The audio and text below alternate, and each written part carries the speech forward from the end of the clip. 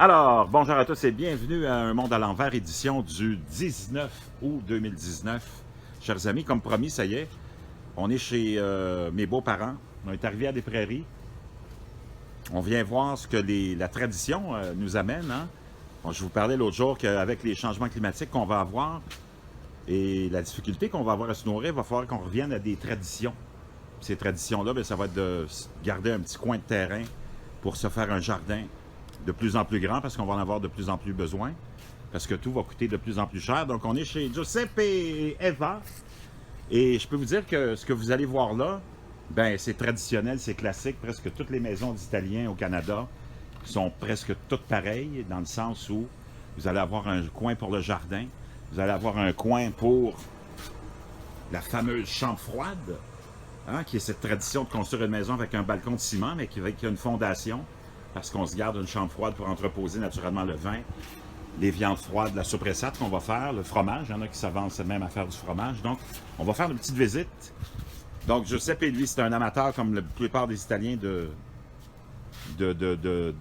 piment, d'épices, de ce qui est très épicé. Donc, on a ici beaucoup de ces fameux piments forts qu'on utilise. On a des herbes, du romarin.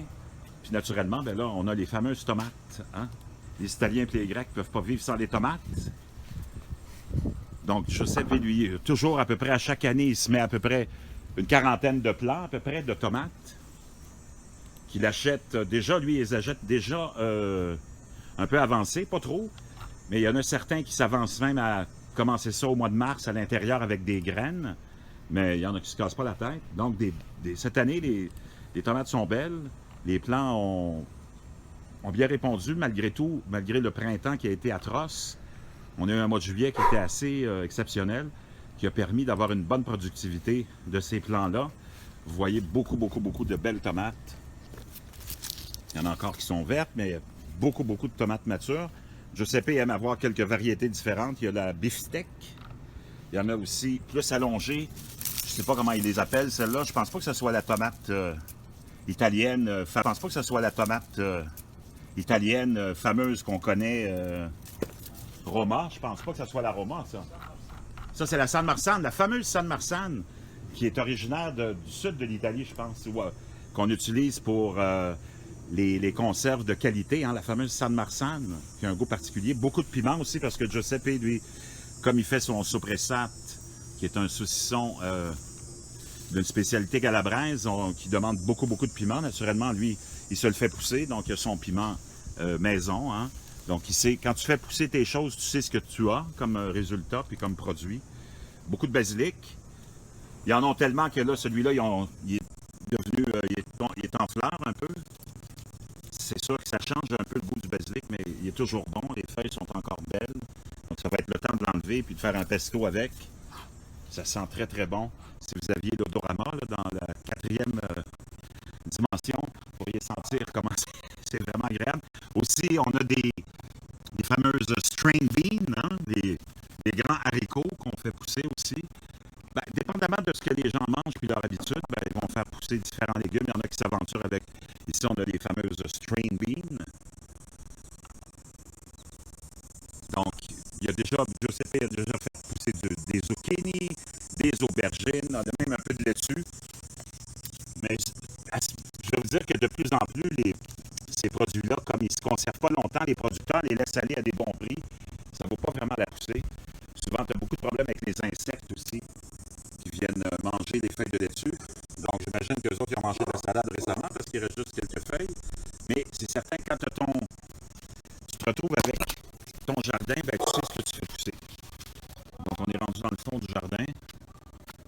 C'est pas immense, mais ça lui donne des tomates pour tout l'été et en plus, il lui en reste énormément naturellement pour congeler.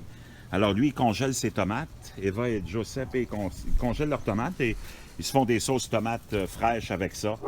Ben, quand l'envie de se faire une petite pasta leur prend, ben, ils se font une petite sauce tomate avec des tomates fraîches qu'on aura congelées.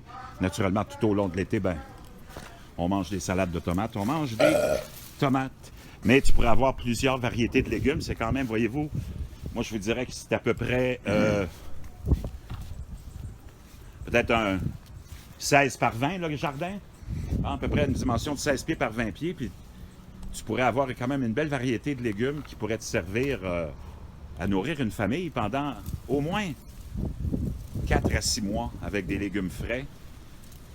Si tu équilibres ça puis tu mets un 20 à 25 de légumes variés, ben, tu vas te retrouver quand même juste avec un petit espace de 16 par 20 avec suffisamment de potager pour te faire une belle réserve de légumes frais. On a souvent aussi dans les cours italiens, le fils d'un ingénieur qui était le fils d'un ingénieur aussi. Tu n'auras probablement pas de jardin, mais si tu étais un Italien du peuple ordinaire qui arrive d'un village, d'un paysan, bien c'est sûr que tu vas te retrouver avec ce genre de configuration-là dans les propriétés canadiennes et américaines aussi, je présume. Et probablement en Europe, mais c'est plus difficile pour les Italiens qui s'en vont en France, par exemple.